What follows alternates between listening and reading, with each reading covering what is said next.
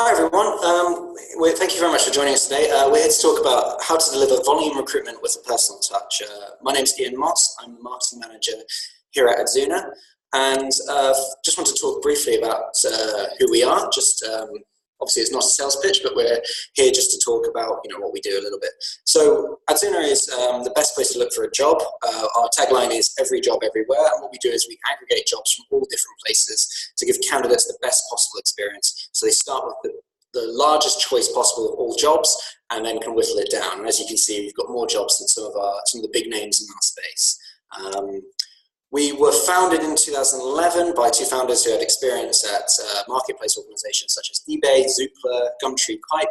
We're in 16 different countries with 3 headquarters internationally. You can see a lovely picture of all of us in the bottom right. And the eagle-eyed amongst you may notice my face with a lovely pink cast as I broke my arm this time last year. That's all I'm going to say about Adzuna right now, because what we're here to do is talk about personalization. But just first of all, who am I? Because I know what you're probably thinking, which is, who is this marketing person, know-nothing marketing person telling me how to do my job? And I kind of imagine myself with the black Steve Jobs turtleneck, and you're thinking, okay, a guy who's never worked in recruitment is about to tell me how to do my job. And you're probably looking at things a little bit like, looking at the screen a little bit like this. But you've decided to join us today, so clearly you've got some interest in this, even if it's just to laugh at me. But really, we're not here to talk about that. I appreciate that marketing and recruitment is a fundamentally different approach, and especially when it comes to volume recruitment, there are fundamental differences between the two, but there are also similarities, and I think it's worth touching upon these things. And my experience is with a lot of personalization in e-commerce businesses. So really what we're here to talk about, it's about an approach. It's about how you can look at things, how you can take a bit of a lens from the marketing world and apply it to recruitment, but obviously there's going to be fundamental differences. So first of all, what do we mean by personalization? We'll touch on that. How can we apply personal touches to things when everything is so automated? The pitfalls that come with automation, and then how you can approach volume recruitment. And here's where I'll give you some tips about some of the techniques you can be doing to drive more volume to your job adverts. And we'll try and tie it all together at the end and see where we get to. So, quick poll, of all the candidates that you had that didn't get past the first stage, what percentage would get any notification? Now, by notification, I kind of mean any sort of automatic, generic response that people would get, or even a personal note from yourself or one of your team saying, look, I'm really sorry you didn't get through to the next stage. So I'll just give a couple of seconds for people to fill that in. I can already see some people filling that in on the poll section on the right, if you've not discovered it. Okay, so that's interesting. So we've given people choices between sort of 0 to 25%, up to 25% increments, all the way up to 100. And you can see most people, the vast majority are in the 76 to 100%. Perhaps we should have split this out a bit more granularly, just to see if all of those are 100%. I imagine most of them are in the kind of 80 to 90% range. But there's quite a few people in the 0 to 25% range, which I'm surprised about, that there's some people that there's the vast majority of people you don't give any sort of notification to. And then there's a few in the middle there. So it's the people at the bottom, I guess, I'm mostly addressing this to. But I think the people at the top could probably do with hearing a lot of this stuff anyway, because there's a lot of work we can all be doing to make these experiences better for people. So we'll talk about personal touch. Now, how do you apply personal touch with volume recruitment? And that's probably what we're talking about with personalization. Now, the sort of dictionary definition, if you actually Google it, because no one looks in the dictionary these days, is personalization is the act of designing or producing something to meet someone's individual requirements, which obviously is kind of part and parcel of what it means, but and that's fairly self-explanatory. But the point being, how do you do that? How do you produce something to meet someone's individual needs at volume? And the thing is, it's key to think about your brand in this. I think a lot of people make the mistake with employer brands and brands in general, including consumer brands, of sort of declaring who they are and then not backing it up with how they behave.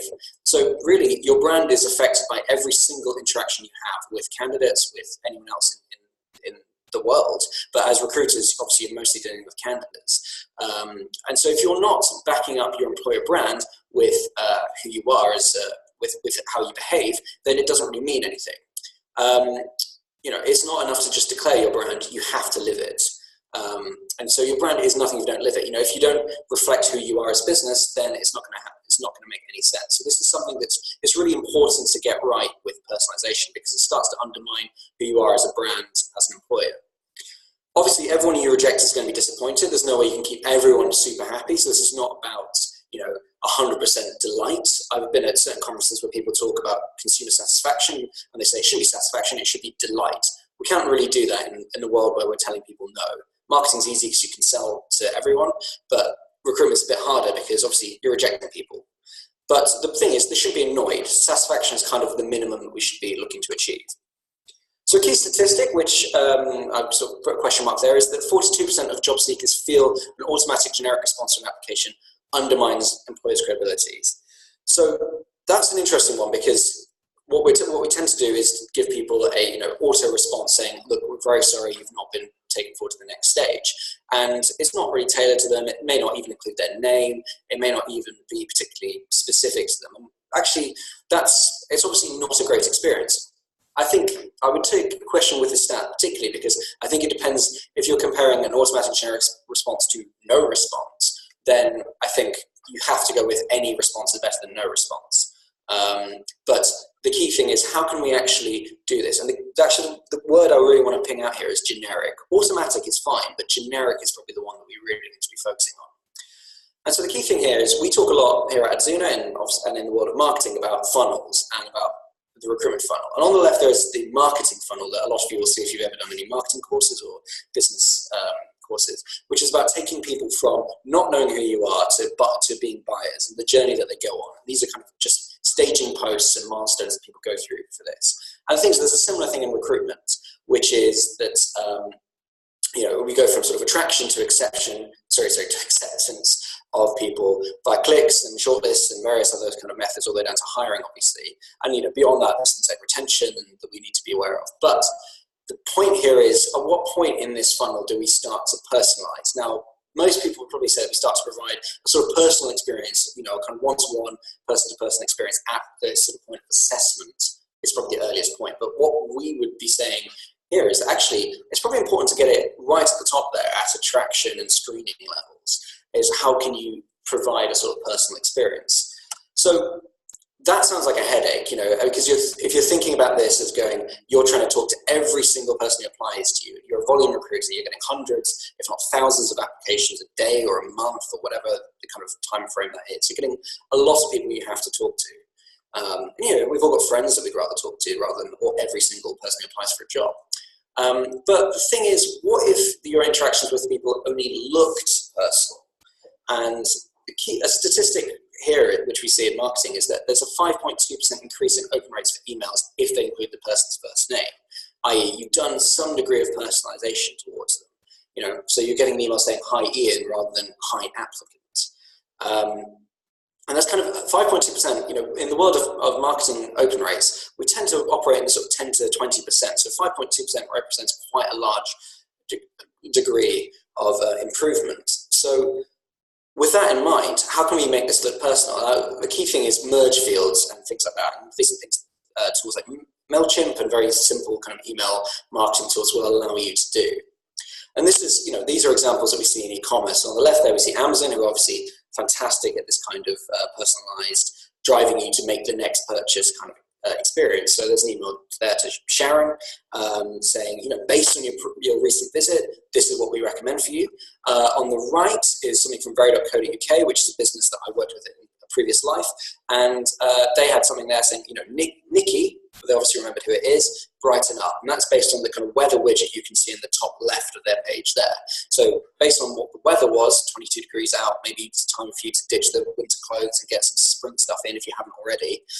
This is the kind of personalization we're talking about. Now, that's obviously easy in e-commerce where people come back time and time again and you can build a kind of picture of who they are and start to create really personalized experiences towards them. But obviously, it's a lot harder in recruitment because often the only interaction you'll ever have with someone is the one time they apply for a job. And I'd be intrigued to know if anyone's done any statistics on how many times, what the average number of times someone would apply for a job at a company, because I'm imagining it's 1.1 tops.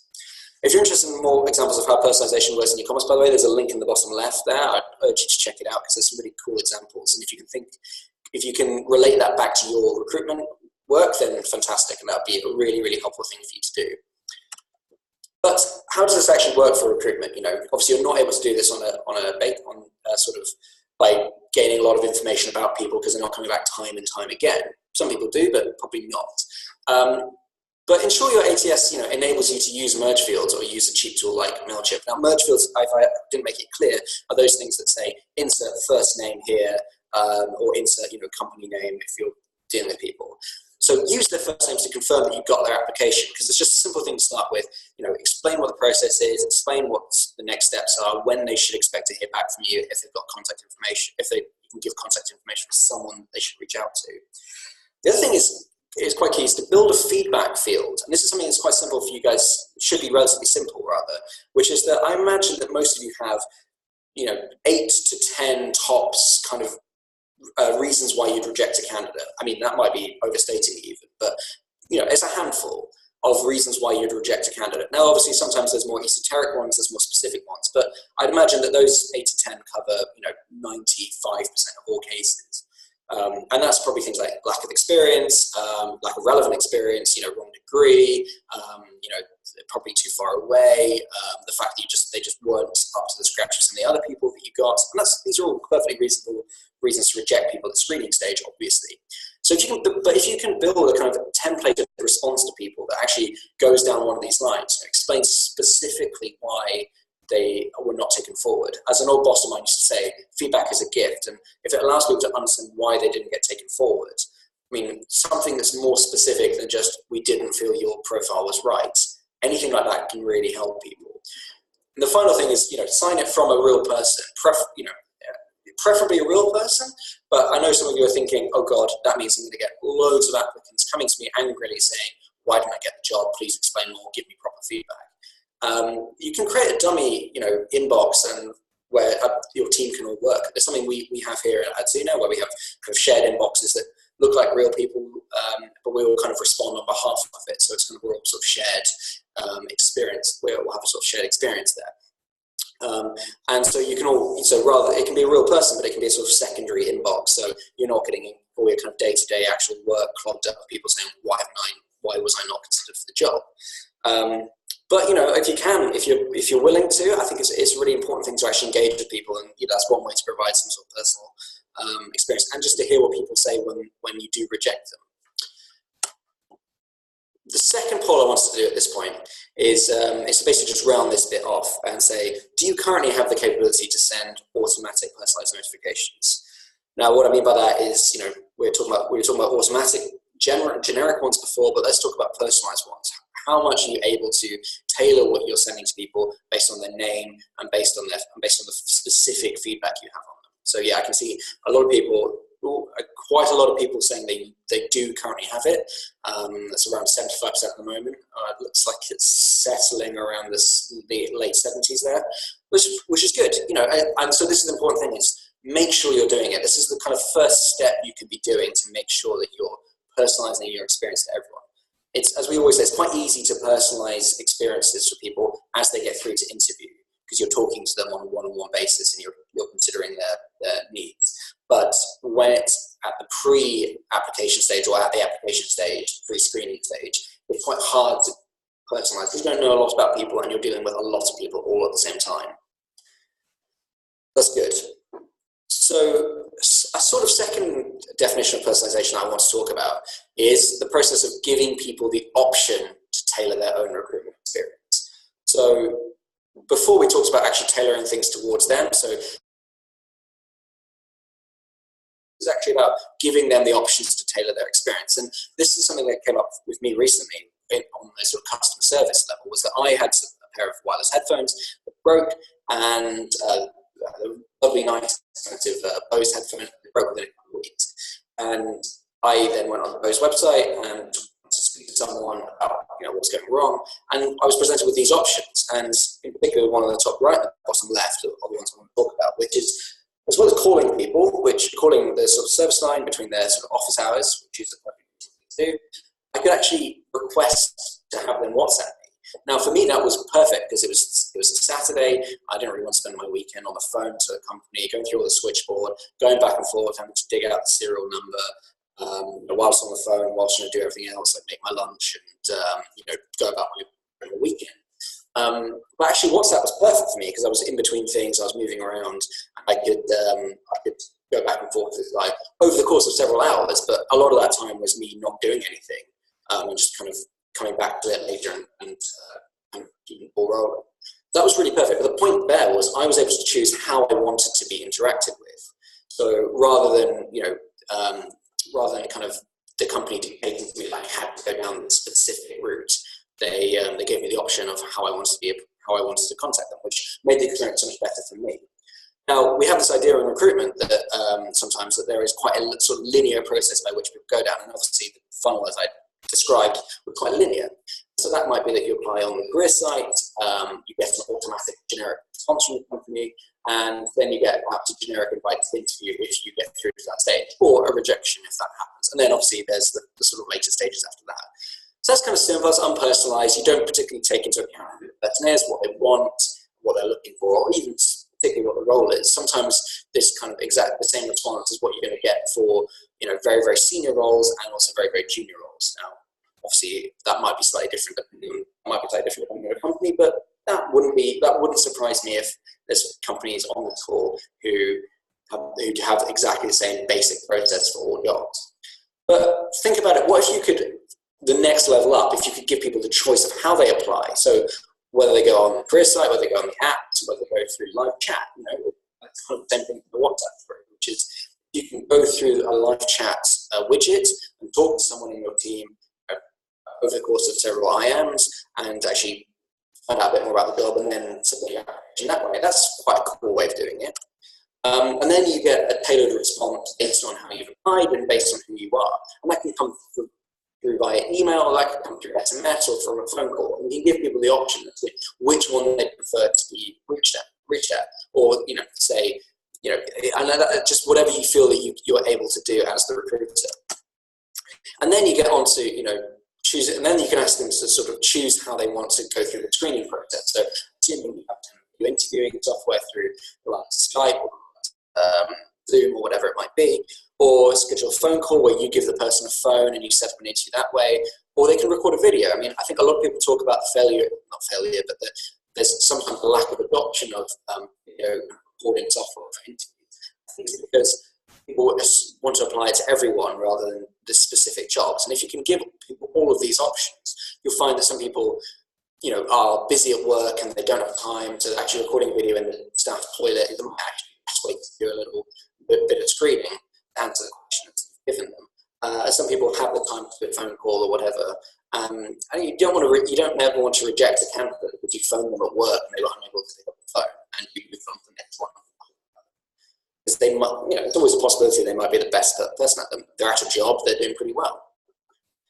So once you've kind of got all this in place, you can start looking at new ways of creating applications. This is a story that came out 2 months ago now about McDonald's creating an application process through Alexa, which we've all seen things like this, being talked about. Now this might be, a step too far. Obviously, McDonald's threw a lot of money to invest in this. They want to see, they want to be a cool, innovative company, and so they're going to look at new channels to do this. But by doing what I described in the last slide and building a kind of experience, sort of choice experience, it gives you the option to add more choices as you go along, provided you've got the funnel and the workflow right. And are able to create these kind of automatic triggers and responses. And that's the key thing to bear in mind is, don't run before you can walk. Don't start sending, drone packages out without, getting your basic kind of logistics supply chain in place, if you can allow me to use the metaphor. But don't run before you can walk. You've got to get the basics right. If you're not able to send kind of tailored automatic emails to people, then perhaps jumping straight to building a whole Alexa thing at reasonable extent may or may not be any other option. Something not the right way to go about things. Here's some ideas of things you can do. Obviously asking applicants to choose their preferred method of communication is really important because some people thrive on the phone. Some people are much better if they're able to kind of tailor and pre-record their stuff. Some people are just work on the fly. I'm one who tends to work a bit better on the fly rather than having to plan like you end up overthinking. But, give them options to book a phone call with your team. I mean, I get called by salespeople or emailed by salespeople who ask me to book time in the calendar, get a demo or get these kind of things. If these kind of tools like Calendly are very, very simple to kind of implement, and you can give people options and windows to book calls with your team to them, rather than having to do a whole back and forth about setting up times. If you can get permission from them to text them, do text them reminders. If you can set up automatic SMS things with alert saying you're due for an interview tomorrow, that probably will help drop down a few of the drop down rate. Certainly, we see that when we work with people who are looking to hire, is people who are actually phoning people on a lot better. Obviously, you have to give them options to opt out of the process at any time. GDPR is important, so you do need to let them know. And that probably helps you in the long run as well, because you're not chasing after people who've already decided not to do it. And in some ways, by sending them more communication than you would normally, you're giving them more opportunities to opt out and to fall out of the process through their own means. If they're not up for it, then that's fine. But it means that you're not spending your personal time dealing with them, because kind of the automatic process is dealing with them. But basically, the more choice you can give people about how they tailor their own experience and how they build their own recruitment experience, the more personal their experience will ultimately be, and the more way you can do volume recruitment at personal touch. But why don't we just let the technology do all of it? There's obviously a few simple reasons, but one of the main reasons is that a lot of the things we use for assessment and kind of approving people apply, and then they get approved or viewed at by a computer, and then automatically rejected or approved based on certain rules, and then it comes to deal with kind of the interview stage. It just doesn't kind of work. And as we've seen on the left, I'm sure you probably all saw the story from last year about Amazon scrapping the secret AI tool that kind of built in a lot of biases against women. These are kind of things that they end up mirroring what is in quotes a good applicant to them. And if you have a policy of hiring or you just have a habit rather of hiring mostly white men, then you're going to end up with mostly white men. And similarly, this is the story on the right is actually about the police, but their use of facial recognition technology, they weren't really able to identify non-white faces as well as white faces. So, there was a lot of false positives where they're matching to similar to black people who didn't actually look that much alike, but one of them was a perfectly innocent person was being flagged with potential criminal based on things. And these are things that that kind of technology being applied to recruitment. If you're starting to recognize facial stuff and it's not even able to recognize you too, then perhaps it's not the So the key thing to remember when to automate is it's great for simple, repetitive, high volume tasks, things you're doing over and over again that basically don't require much brain work. But they're not very good at, they're better at dealing with simple binary multiple choice questions. So if candidate does X, i.e. chooses to be contacted by email, then email those kinds of if then statements. Anything that requires judgment, is candidate blinking too much, anything that's whatever it might be, that's something that's probably not going to be a good thing, be judged as a good thing by a computer, something that a human should do. Which might mean, unfortunately, you still have to do a lot of complicated tasks yourself. So obviously that's a bit of a sad face moment. But the happy side of things is you're probably not going to be doing really, really boring stuff that kind of takes every day and that stops you doing kind of new and exciting things. So the sort of final bit of personalization I want to talk about is pre-personalization. And this is where some of the volume recruitment and attraction techniques I flagged up earlier will come in. And pre-personalization is basically a term I made up for personalization. But what I mean by it is attempting to pre-select best applicants. So basically trying to limit the amount of wastage you get in terms of applications. So the first thing is when you were building your employer brand, and I'm sure a lot of people here have an employer brand or they're embarking on it or they're planning to do it. I think if you have absolutely no employer brand strategy, but that's not what I'm talking about. But when you did do it, or if you are doing it, are you defining that persona? That's the key question. What are the kinds of people you would not hire? What are the best people you could hire have in common? Do you think about the things that make them unique or in common? What their values, motivations, and interests are, and also look to create multiple versions. Now, when we talk about personas in marketing, we talk about specific. We try and create them to look like specific people. So we give them real names, and we might even base them on people we know. So we might have a Margaret, we might have a John, and we kind of go, okay, this person's more of a Margaret, this person's more of a John. These are the kind of messages we should send to these kinds of people. So for any particular job, say it's checkout staff at a supermarket, you're looking at different things. You're looking at students, you're looking at kind of people who want to work part-time, you're looking at perhaps mothers who want to work in the day, you're looking at older people, and you're looking at everyone in between. But if you've got a few kind of different people, you can start to tailor how you reach out to people. So this is a key thing then, is once you've got that, it's finding the white space, finding the places that they exist that your competitors are not advertising in. So, Reddit, it's on the left there, using Google Ads, using Facebook Ads, using Quora, which is a kind of, obviously, sort of forum and kind of question and answer thing, and then using things like Contact Out and Reportive and Rocket Reach to kind of build out contacts and stuff. Find places where people are not advertising for this kind of role, but finding places where the sorts of people you're looking for exist. Because everyone has an online kind of life and everyone has online interests, and if you're able to get an advert, get yourself in front of those people at a place that they're hanging out, then it's going to be a lot more effective. Also think about SEO techniques. We could do a whole webinar about SEO, but I'm just going to talk about the main things, which is think about the keywords that you're using and make sure that you're actually looking at things that people are actively searching. You do things on Google Trends to see what the comparative traffic the two different roles are. So, for example, there's a housekeeping assistant role for the master of the household office at Buckingham Palace, which sounds very exciting. But is housekeeping assistant, is that just a brand term, or is that something that, could you call it cleaner? Could you create multiple different versions of these pages that have different titles and see which ones be better and then focus on those ones? And it's about working out what the keywords, what are the people you're looking for searching, what is the kind of person you're looking for likely to search, because that will affect how you build your advertising and find your white space. Obviously, using the right creatives. I picked on Nationwide, who's someone we've worked with in the past, and they've got really, really good creatives on their sort of homepage. And this is all about reflecting who you are as a brand and making sure you're reaching out to the right types of people. And you find out, you come to your site and see the kind of roles you have on offer, the sort of image reflected back at them is someone that they identify with, someone that's like them.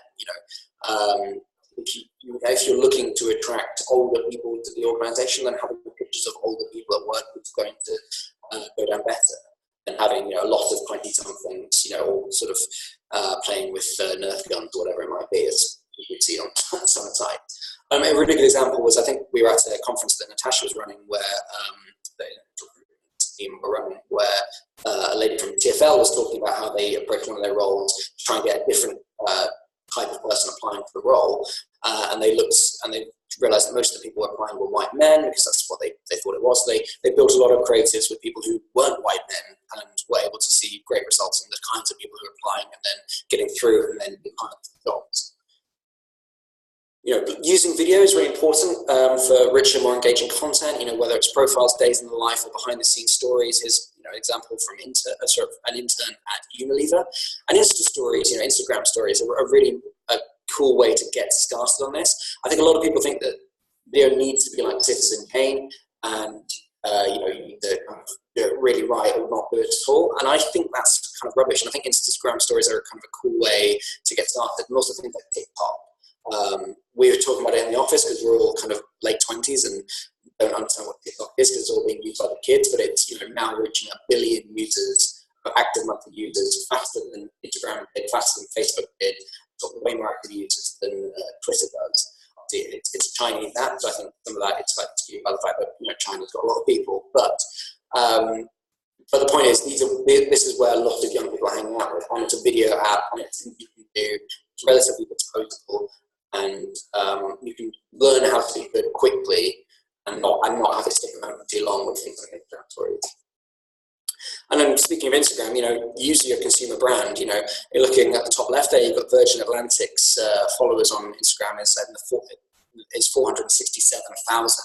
Just think how many of those people are potential applicants for your job, who they're already interested in your brand, but probably already kind of advocates for your brand, because I don't follow that many companies unless I'm interested in what they're doing on things like Instagram. If I want to contact them, I'd rather go on Twitter, or I'd rather go through their customer service channels. You can see all these kind of ways that you can start contacting people and talking to them, and actually putting an advert out there about your jobs. I mean, for example, I can't imagine the kind of people that follow PwC unless they're super interested in the kind of work PwC do, and therefore are potentially going to be candidates for them. And also localise and know your territory. I mean, this is statistics from our job market report, which is that Oxford is one of the hardest places to recruit in the country, whereas Sunderland is one of the easiest. There are 20 vacancies per candidate in Oxford, whereas the big flip is on in Sunderland, where there's 2.6 candidates per vacancy. So do bear in mind, where can you be targeting? If you're within commutable distance from Sunderland, then perhaps offering jobs there with some sort of transport costs, transport built into the package would be really helpful. So if you can use that, you can start seeing the right kinds of people. And then this feeds into targeting the advertising. So using things like Google and Facebook, which you can do location targeting, you can also do targeting by demographic. So while you're obviously not able to restrict the kind of people who apply for your job, there are ways of getting more of certain types of people applying for your job. And what I'd always recommend people doing is creating several different versions of them, groups, some of which are young people, some of which are older people, some of which are men, some of which are women, and just seeing which ones get the most kind of interaction, because that will probably teach you who's the most interested in your job, and you can start to whittle down and specialise on those things. And this works for certain roles. We were talking to someone last week who wants to get more male carers for their care business, because they've got a full pipeline of female carers, but to get a mix of people, and because some of the roles are more are looking after men, like carers, they wanted to target more men. So there are things you can do with creative, there are things you can do with that to try and get people applying for those kind of jobs and get them in the pipeline. And obviously measure and track everything. I mean, everything you can, obviously, but there's a maximum in marketing, which is, if I can't measure it, I can't improve it. And that's really important, because if you don't know if you don't know what your baseline is, then you don't know what good looks like. And so these are some of the things you can measure. I'm sure a lot of you already measure a lot of this stuff, like time to hire, cost to hire, cost per application, and these are things that you will probably be judged on as a recruiter, as recruitment teams. But if you've got a good understanding of how this stuff works, particularly for each different type of role you hire, you'll do a lot better than a lot of other organisations we talk to who don't necessarily have this kind of stuff readily to hand. And therefore, when you start experimenting and defining success for each different new thing you try, if you do want to put in Alexa applications and it suddenly starts taking off, you want to know that is important. But this actually makes you leaner in the long run. It sounds like, experimenting sounds like you're spending a lot of money on lots of new things and throwing everything at the wall and seeing what sticks. But the thing is, I always kind of do this thought experiment with people where I say, look, if someone cut your budget by 50% and you had to choose, adjust your spending accordingly, what are the things you'd cut and what are the things you'd keep? I'm sure you probably have an idea in your head already, but being able to kind of have it in a sort of spreadsheet or somewhere where you can say to someone, this is the most effective recruitment channel we've got by a long way, and it's got the lowest cost per hire and the lowest time per hire, whatever it might be. All as part of this, we're putting together a guide, which I think will be sent to everyone who's signed up for this, which is called Growth Hacking and Marketing, Growth Hacking and Recruitment, I should say, which is going into a bit more detail about some of that stuff. So a lot of these were kind of headlines and bullet points, but we'll talk a little bit more specifically about that in the guide, so you can sort of upskill yourself. But the thing is, tying it all together and to sort of put my back on, the key thing is put yourself in the candidate's shoes. What's the best possible experience you can give people? Someone. Are you being appropriate in your response? There's a temptation to assume that everyone who does a one-click apply to your job doesn't really care. And we've all experienced it where we phone people who've applied for jobs, talk to them about the job, and they go, I don't remember applying for the job because they applied for 20 on Sunday night. And they forgot about it. I'm guilty of that, but I've also experienced it from the side. So are you being appropriate in your response? If you can be more appropriate than they have and reflect back what they've done to you, then you never know whether someone's applied for 20 jobs on a Sunday night or you're the only job that they've applied for. Can you offer more routes to apply and to interview? Can you offer more journeys to get to that stage for people that make them feel more comfortable? Being flexible and giving them the options to sort of do it themselves, especially in this tough market, will sort of start to mark you out. Can you automate the simple stuff? The automatic responses. Can you do all the stuff actually? Something that looks real, looks like someone actually trying to consider them and look at it. That's probably the key thing here is most people don't mind being rejected as long as their application is actually read. So often it feels as though someone kind of went, oh, right, we needed to get 10 for shortlist. We've got to 10. Let's just reject all the other 90. That's no good if you're in the 90. And obviously, can you be personalised and target the right people using some of the techniques I just outlined? That's kind of tying it all together at the end there. The final thing I just want to say is just we can help you at Adzuna. We do a lot of this stuff ourselves already. We've got organic and PPC and tier techniques, great advertising, Facebook, emails. We also have a partner network, and our app is in the top 10 business apps. And a lot of you will already have your jobs on our site coming through job boards. And what I would say to that is that you get a lot more clicks and applications by coming direct to us. If you're happy with the job boards, that's absolutely fine. They're our clients, and we love working with them. But if there's specific roles and specific things you want to see, your employer brand front and center, one click, come to your site, look at competitive bidding processes. These are really good options as well for you if you want to pay more. And you only pay for what you get. You only pay based on outcomes, and we can do cost per click, cost per application, and it's pay as you go with no contract and no minimum spend. So with that in mind, I think we're at the end, and I just wanted to say thank you very much for spending time listening to me. Thank you very much.